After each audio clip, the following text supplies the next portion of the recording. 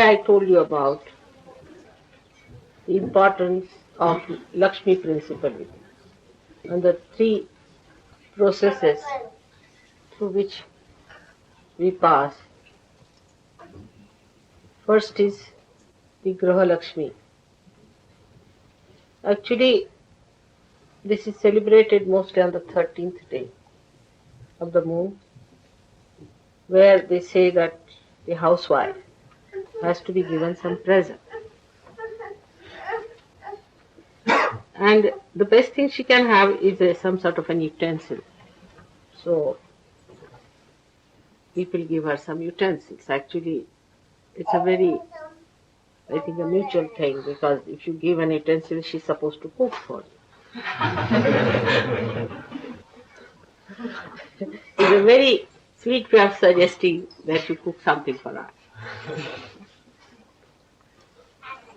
Then the 14th day is very important, because that is the day the goddess, as a power, because it was Kartikeya who killed Narakasura, the devil. And he was one of the worst of all. He could not be killed. So Shiva and Parvati were married for the special purpose to produce this powerful Shakti Putra, who is the son of the Shakti, known as Kartikeya. And he was just born to kill this horrible devil called as Narakasura. And he killed. That is the day, 14th day. It's something like Halloween that day.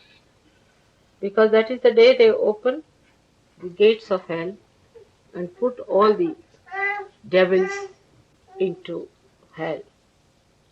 And that's why that day one has to rest in the morning time as long as possible, so that let all the devils be put in nicely, because some of them might be hanging around still. It's better to allow them to get out. I mean, in the realm that you are, you do not feel much there exists. But if you were in the realm of subconscious area or collective subconscious, you can see even some of the spirits and also can feel their existence. They see the black spots and all that. So that day is very dangerous. But because Narakasura was killed, people celebrate it. That celebration is expressed next year, next day, which that day is the day of Diwali, they say. That is the day they also worship Lakshmi, because they think that that's the day Lakshmi was born on this earth, from the sea, as I told you last time. Then the day of the new year comes in afterwards. Because in India, in the north, that's the time people finish their crops, and they found that day was very good to celebrate the new year. And that is actually more sort of, we can say, is a social thing in India. We need not use that. Whatever suits us, you can have your own New Year, because in the south, in say in Maharashtra, they have another New Year, as I told you, where Shalivahana, this dynasty, started another calendar and they celebrate that.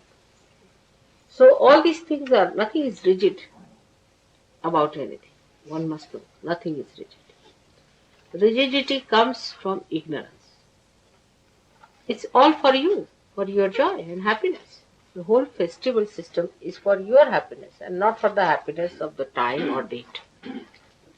It's for you. So it should be adjustable according to your needs and understanding,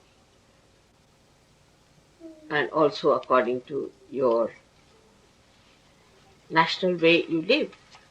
There should be no addiction to any particular type of culture, a particular type of ideas.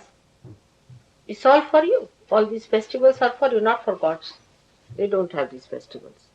It's only for you people these festivals are there. And when you celebrate this, that's only for your joy and your happiness. And that's how you should celebrate in a way that gives you the greatest amount of happiness.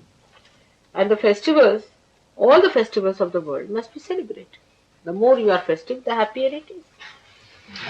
Why miss the chance, you see?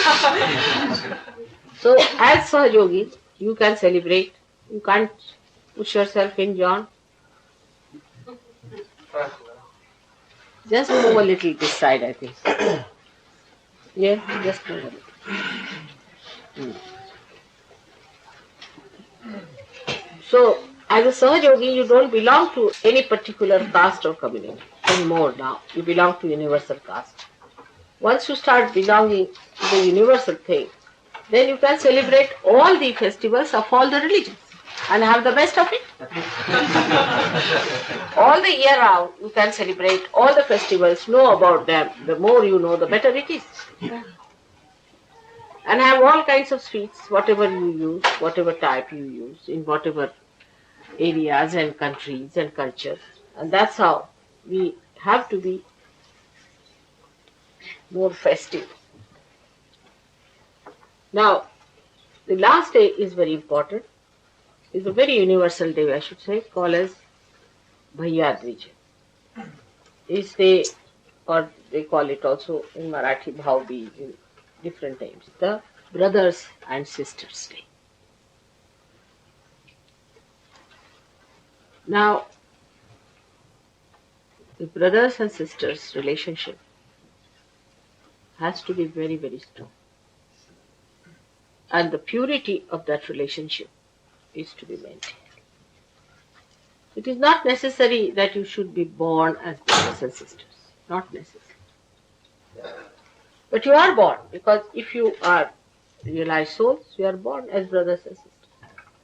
So that purity must be maintained in the society of Sahaja. Very important. That we should try to develop this situation that brothers and sisters are something very pure. The relationships are very pure. And they should not be at all challenged. It is so much so that even if you call somebody your brother, he is your brother. And the more you develop this relationship, the better your left Vishuddhi will be. Because left Vishuddhi is the relationship with God as a brother or with the goddess as a sister. So, Sri Krishna's sister, as you know, was born to Nand. And Sri Krishna was himself born in a prison. So there was an exchange that took place. They had to replace her in his place. And then when Kamsa, the uncle of Krishna, tried to kill that girl, she went into the sky and like a lightning, she said that your killer is still living in Gokul. He's still there. So this lightning that we see is representative of that power, which we call as Vishnu Maya, is the sisters. If your sisterly feelings towards women are good and strong, your left Vishuddhi will be very good. It has many other qualities.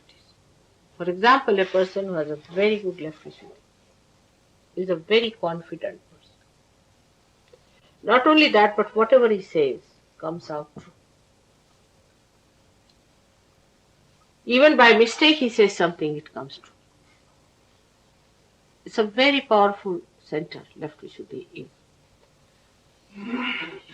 Such a person, whatever he'll speak, to say criticize something, or to cut down something, or to be against something, then it has the power to crash all that he doesn't want. See, like you can say, Christ, his left Vishuddhi is expressed through his relationship with Mary Magdalene. When he stood up and said that those who have not committed any sin can stone her. So this is his power. The sin of the people just crushed them completely. They finished because the sin was there. And the sin was of left vision. There was no purity. And when there is no purity, a person who is so pure says such a thing. All these people lost their powers. They couldn't even stone. Now, this sister of his was born later on as Draupadi. And that too very near the place we have been to Vani, where we saw. Gavin, you remember when we were going to Nagpur? Near Vani, she was born, that place, and there's a very big temple of that. She was called as Draupadi. And you know how Sri Krishna tried to save her chastity. Now, people I've heard are trying also to say things against Mary Magdalene and against Christ and all kinds of things. You see, this is the sign of the decadence of our brains and our morality, that we cannot see purity in any relationship. We cannot see any purity in any relationship. So we as Sahajogis have to develop more of that. Instead of that, what I find that people, especially in the West, try to think whom we are going to marry home. These relationships are established. These are wrong. There is no need to go on organizing marriages and playing these games of romance and all that. If marriage has to take place, it will take place. But don't spoil the atmosphere. There are some people who are just like barbers who try to organize marriages, you see, and take a great pride in arranging marriages with this one to that one and that one to that one. It's not a desirable thing. One should not do it. There's no virtue in these things, is to organize marriages all the time. When the marriage time comes, it takes place. Now at the time of Muhammad Sahib, a big question arose because there were very few ladies, very few men, and many, many ladies of all age groups. And they didn't know what to do, how to save these girls, because so many men died in the war. So then they asked what to do now at this juncture. I mean, a position when such a catastrophe is there and so many women are there and very, very few men. Then he said, all right, you can marry 4 or 5 wives. And you can marry any age group. Because if you have to live with dharma, means marriage, means collective sanction, not without marriage. So he said, all right, you can even marry 5 times. But you must marry. Without marriage, you cannot live.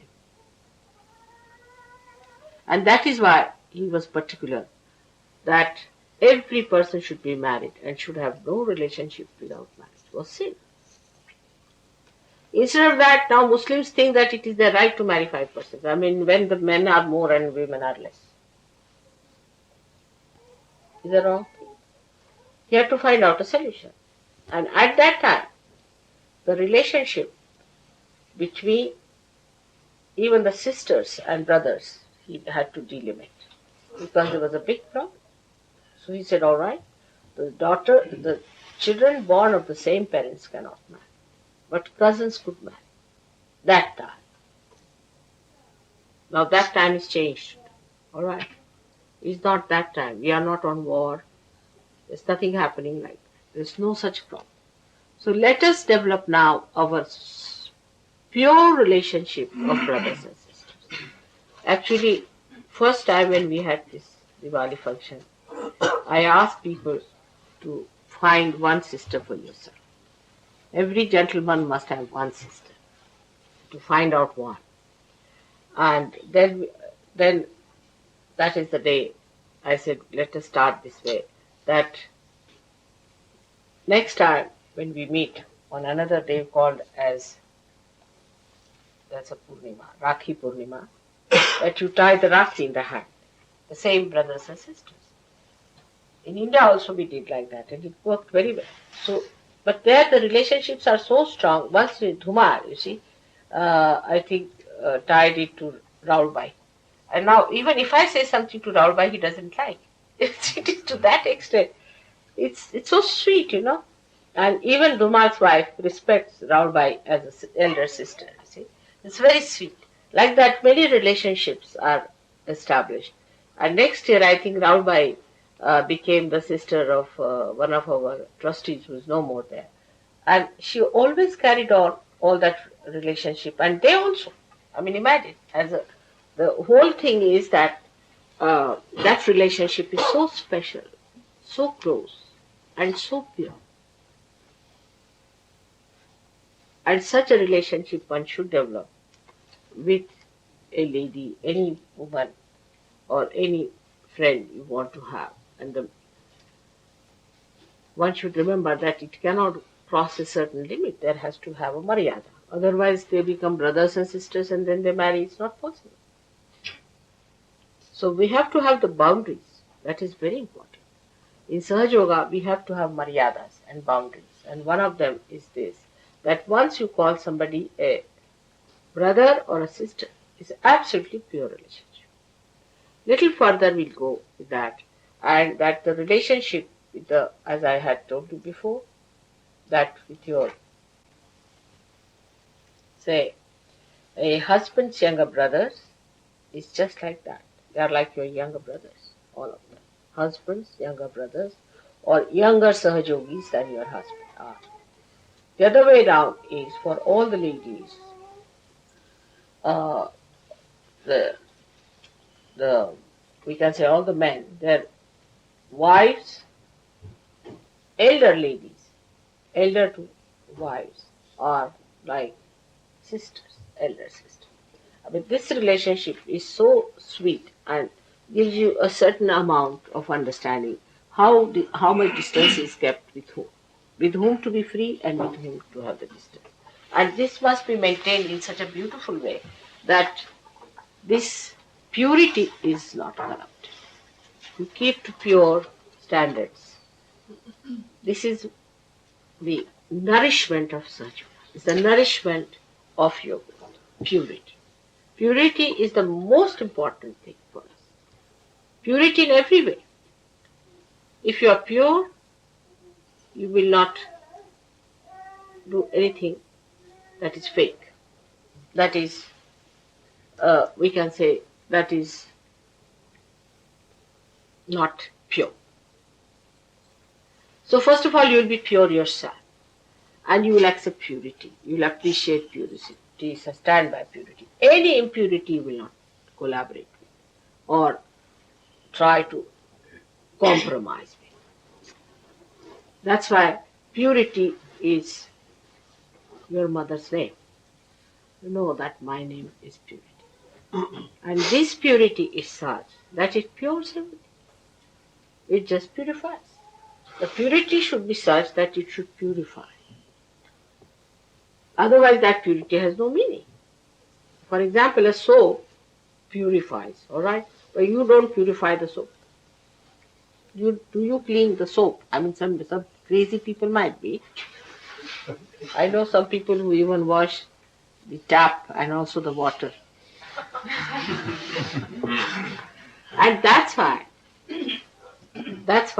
this water, which is the purifier. Water is the purifier. Water purifies us physically. And also our poisons are driven out of our liver also by water. Water is a very great element in removing all problems. You use water for so many things, you know how you work it out. So this Lakshmi, which is purification, was born out of water. That's why she was called as Mary, as I told you. And I am also called as Neera, meaning born out of water.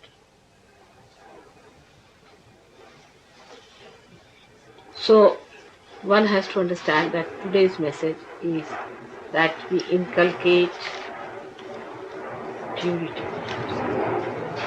We should not cheat ourselves. It's easy to cheat, but we should inculcate purity within ourselves as a matter of our own achievement, as our own decoration, as our own beauty, and not just because it's a laborious thing or it is a very hard thing. Not like that. It should be achieved with great pleasure and happiness. How do we like to have a bath and to be clean and to be presentable? In the same way, we should try to clean our thoughts. Just by paying attention to them, you can clean them. Thoughts must be made clean. First of all, why have thoughts at all? But even if you have clean and pure thoughts. Even if you have to have, don't have thoughts full of arrogance, aggression, or of fear. Some people think that if you have thoughts of fear, it's a very good thing. Oh, I'm frightened. I am afraid. It's impurity. Why should you be afraid? That means you're left with these kinds. There's no need to have any fear of any kind. No need to have any fear of any kind. If you have to have fear, that means there's something wrong with you. If you believe that God is above all, you are a realized soul, and that God is going to look after you, that He is your Father, and that He has opened His gates to you. What is there to be afraid of? Many people think that way, that if you have the fears, you are humble. Humility is different from a frightened person. It's absolutely a different thing. It has nothing to do with humility. So, to be humble is different, and to be frightened is different. For Sahaj Yogis, it is very easy to find out through their vibratory awareness what is fear and what is humility. Because humility will give you vibrations and fear will catch all your left side.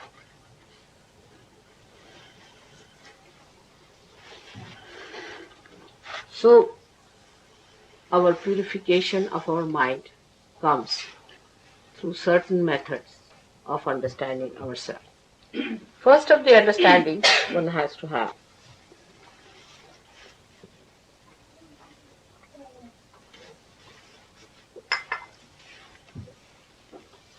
that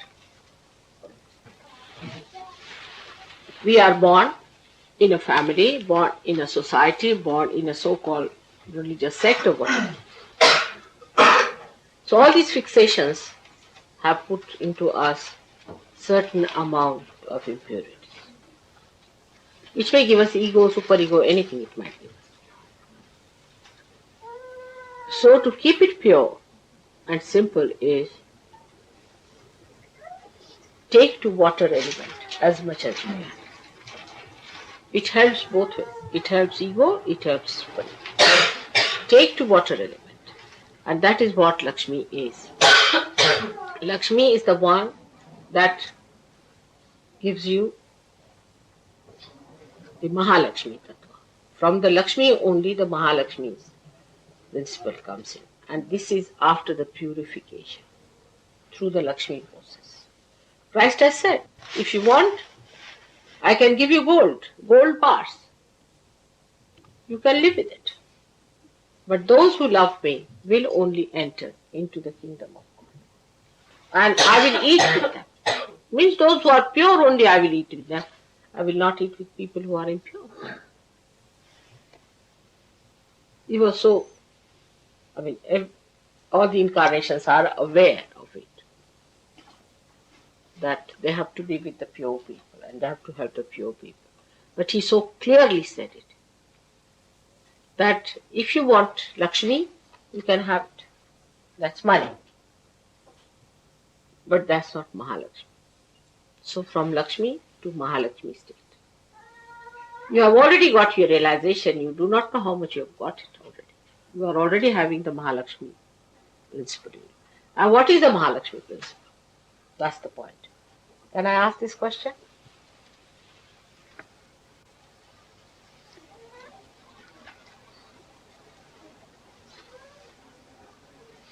What is the Mahalakshmi principle within you?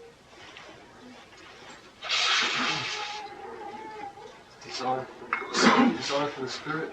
Hmm? Desire for the spirit. No, but you have a power. You have got Mahalakshmi's powers within you. Do you know that? Pleasure it gives you. Hmm? The pleasure it gives you. The fun? The pleasure it gives you. The pleasure? Yeah. No. It's the power of giving realization. Go ahead, still. Little more. The power of Pleasure is not a power. Pleasure is what you are enjoying. That is, you have a power of Mahalakshmi. sustaining power. Huh? Sustaining power. What's that? Sustaining It's just the power. sustaining power. That's no power. I mean, Power of spreading divine power means you have that power to do something. Redemption? The power to spread Sahaja. Huh? The power to spread Sahaja. That's rather vague. Particular one. Give realization.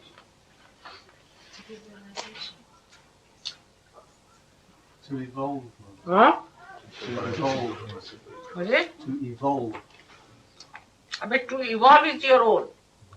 Power is what you do to others. The whole thing I told you just now is to purify. You have the power to purify. How do you cure people? By purifying them. Alright? Now just think how you purify others. By talking to others, you can purify them. By touching others, you can purify them. By looking at them, you can purify them. One person who is a realized soul purifies the whole atmosphere. Your atmosphere is purified. Since I have come, it has been warm enough. You purify everything. You purify this light. Do you notice that? You awaken the light.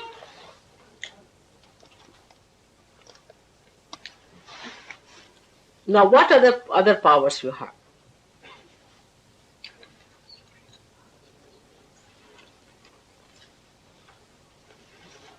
Where's Kundalini? Hmm? Where's Kundalini? That's a vague thing. See, Kundalini is many powers, many-folded. You purify yourself, others and yourself. Now, some more powers are there. Now come here. Let's have it. You all have those powers and you are not aware of them. This is the best part of it. Now, let's have it. The power to arrange time to suit you, Mother. What's this? Power to It's arrange power over time. Huh? Suit you. Arranging time to suit yourself. So that's not the power of Mahalakshmi. That's another one I'll tell you. Who does that?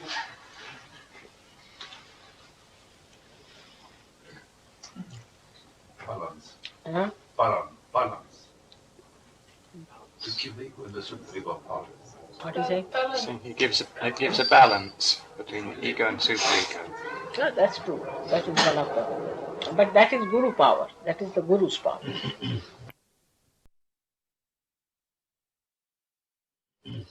Balance comes from Guru. You see, Mahalakshmi is water. So now you tell me. To cleanse. That's done now. One cleansing is done. Now what else water does? Quench the soul. Huh? To satisfy. Now coming to the hot. It quenches the thirst, the spiritual thirst. You can quench the spiritual thirst of people. Tremendous power. Because when you give realization, that The seeking is over. Alright? Then another one. Now come along. What other power?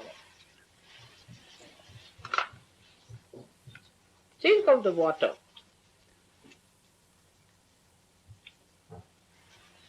Nourishment. Nourish. You give spiritual nourishment to people through your power. Even if you are standing there, you are nourishing others. Then it's a solvent. You dissolve their ego, you dissolve their superego. All these powers are your own now after realization. Just think of it.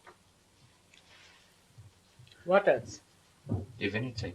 Huh? Divinity. Divinity. But that's very vague, because divinity is how to relate it with water, people won't understand. So let us put it the other way around. What is it? To cool down emotions. What? To cool down emotions and passions. You become a cool down person. Very good. Very good. You become cool. Cool personality. You have a cooling effect. Very good. What else? You can carry others. Huh? You can carry others. With you. You can very gently.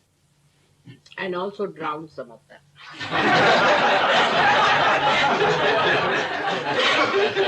Drown into the love, into the ocean. Alright? But you can also push them with 2 running jumps, alright? That also can be done. It has another very great quality, that water permeates into the smallest particle. It goes to the roots and it's sucked through the roots. So Mahalakshmi power, you just see the roots of a person. You just know where the problem comes from. Jump to it. Actually, it is the awareness, it's the intelligence, it's the sat, the truth part of it, which gets enlightened. And you understand that now where is the problem, and you just go near the root, and you are sucked through. You can be easily sucked through. You permeate. You see, when you are sitting near a person, and you tell me, Mother, this is catching at the back, the person doesn't know. You have permeated. Your personality has permeated into that person. He doesn't know. You have permeated into that person. And you are feeling the roots. See, where is the problem? The water is flowing into that being. The divine water is flowing into that being. And the obstruction is felt through that divine water. And you can say that this is catching, that is catching. So the permeating. And the another one is the glistening of the water. Water glistens, so your skin starts glistening. Your skin becomes very radiant. And the last of all is the reflection. A person who sees you sees his own reflection. He gets frightened. With me it happens sometimes. And I don't mean anything bad to anyone, but people are unnecessarily frightened of me because they see their reflection. So when they meet you, they see their reflection. They can be very aggressive because they see their reflection. They can be very hard on you because they see their reflection.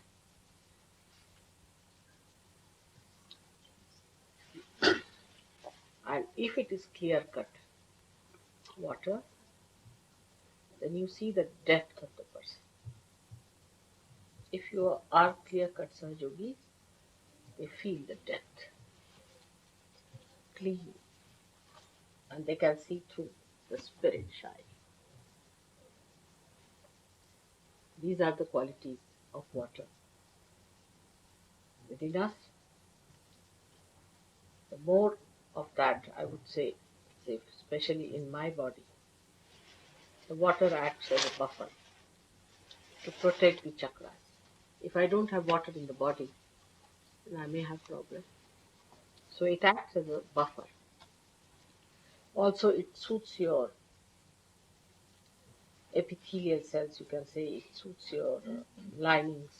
You see, if there's no moisture, you feel all these sinus troubles and all that. It suits everyone.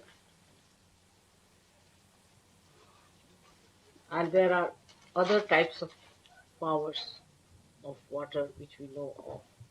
That when it comes out of your eyes, it expresses your compassion, your love, your emotions. That's the only thing out of all the elements which expresses emotions. Water power, I mean. Water has other qualities also, which physics people know, hydrostatics. It has the pressure. It has a pressure. And a person who exists like a Sahajogi will definitely put a pressure on others. He will not aggress, but there will be a pressure and pressure. And another person, if he receives it, then he gets the advantage of it. But if he does not receive it, then he feels pressurized and he feels a little bit dominated. Your neighbors, your family people, in the beginning will feel, oh, there's a pressure because the body achieves a kind of a weight. And that's how the Guru Tattva is formed out of it. And if there is salt, that's Guru principle, then the weight is even more. So today, for water, you should really know that water is a very holy thing, and in our pujas also we use. Especially this thing signifies the Kundalini. That means the Kundalini is the water jar or the carrier, the Aquarius. And this is the age of the Aquarius. So how important is water? And the water is the carrier of divine love. It's the best carrier. And this is the time of the Aquarius, means the Kundalini is made of divine water. So the whole idea of celebrating today the Lakshmi's day is to understand that in us she has become a Mahalakshmi. And by that we have so many powers of which we are not aware. I mean, we do not know also that we are realized souls. Some of us do not know. And that we have those powers within us that we can permeate into others. We can project our personality to others. We can find out what's wrong with them. We can find out about ourselves. We can go into ourselves. We can go into our permeation is like water is flowing all the time. And this is a very important thing, that we should be aware of our powers that we have achieved. Then we start respecting ourselves. Then the Raja Lakshmi comes in, and then the Graha Lakshmi comes in, and everything comes with it when we become aware of what we have achieved, of our self-esteem, of our dignity. So this gives us dignity. Mahalakshmi gives us dignity. And that's how we start understanding the value of human dignity. We should have also then the idea of human dignity, that we cannot insult human dignity. Like people go on nagging others all the time. It's against human dignity. Or all the time asserting themselves about something, making everybody's life miserable, is against human dignity. You have to decorate another's life. You have to make it beautiful. You have to make it enjoyable and happy. Make everyone happy, not to nag all the time. That if you nag, that's not a Graha Lakshmi. That's not a Graha Lakshmi. You should not nag. Do this, do that, stand up, what are you doing? Stand this side, go move that side. It's all nonsense. You leave the person to do it. The human dignity is the most important. Must respect the human dignity. And that's possible because now you have got the Mahalakshmi power. Those who do not have dignity also will get it from you, because you are dignified now. If you have sense of dignity, you will never insult others' dignity. For small things we insult, like why did you put the soap here, why did you do this, why did you do that. And the another side could be that others have no dignity, so they go on doing things just like animals. Both things are wrong. But one must respect, and respect brings the best results I have seen. That's the best results. Once you respect and love, then the trust is grown, and one wants to keep the trust. And that's how the human dignity improves everywhere. We have to respect every Sahajogi, because we are all saints. To respect each other. Absolutely respect. You are all saints. I don't know if you realize what I'm saying. Each one of you is capable of giving realization to the whole world. Each one of you. And if we realize that we must respect ourselves and respect others, should not talk frivolously about others, make fun.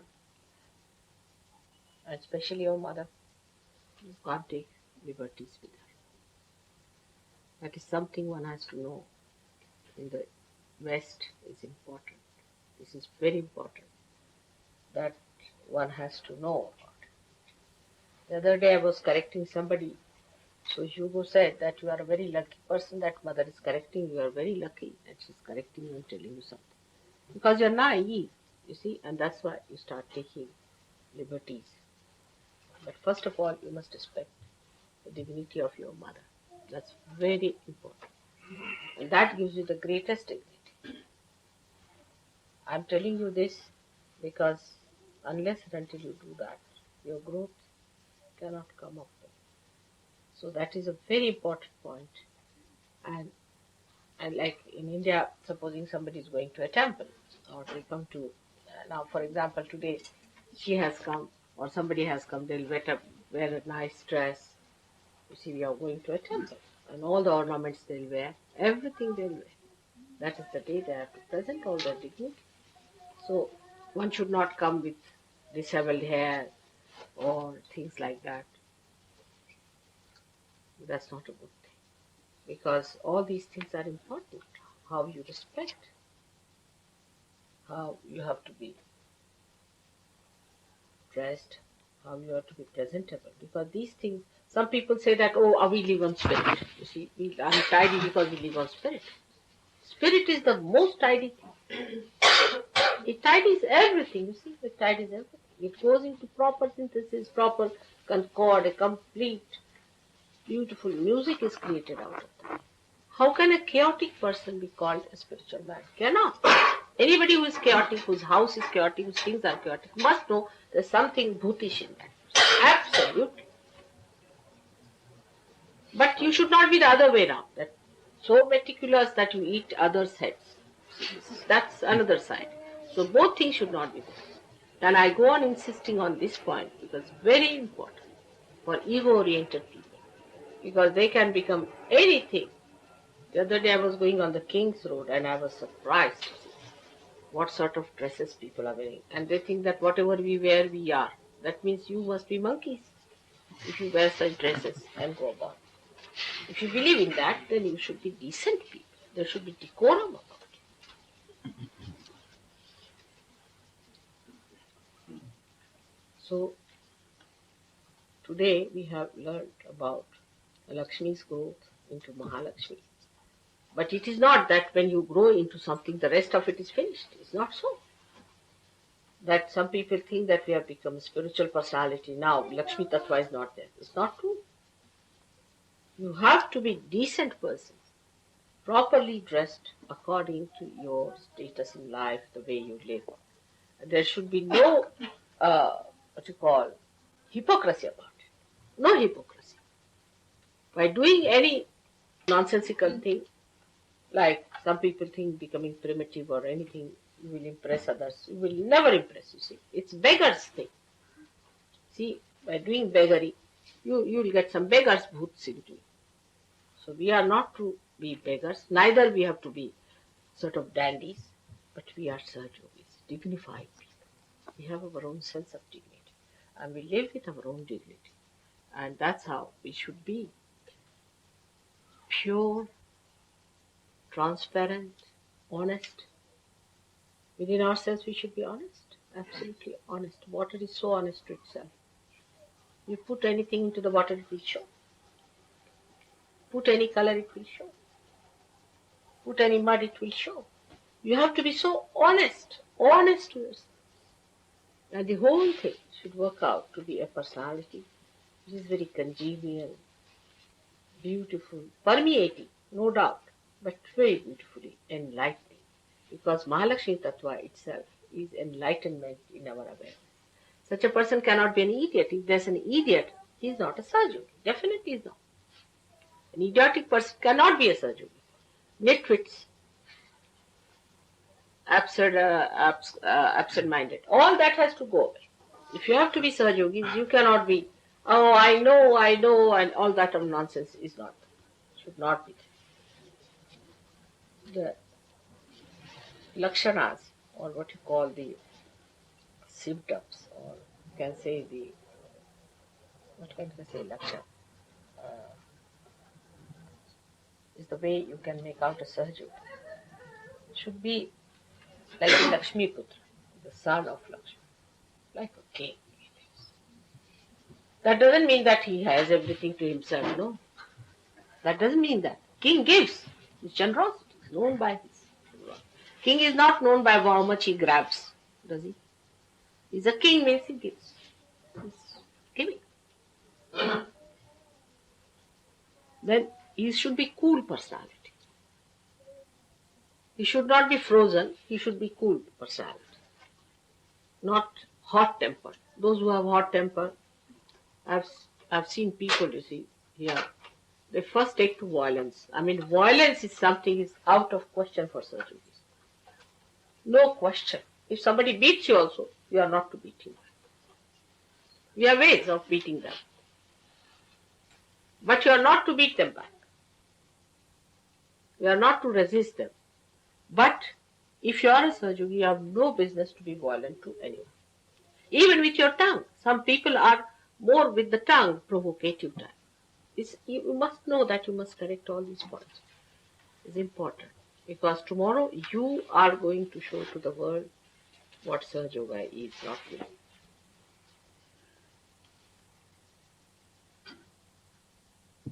So we have to dedicate ourselves to our purification, to our glorification, because water glorifies, gives you glory. You are all looking so nice and glistening on your face, and I can see the Kanti Rupena Samsita. It said that Ya Devi Sarvabhuteshu, Kanti Rup, and the glisten on the face, the light on the face. And that is there, I see in you all.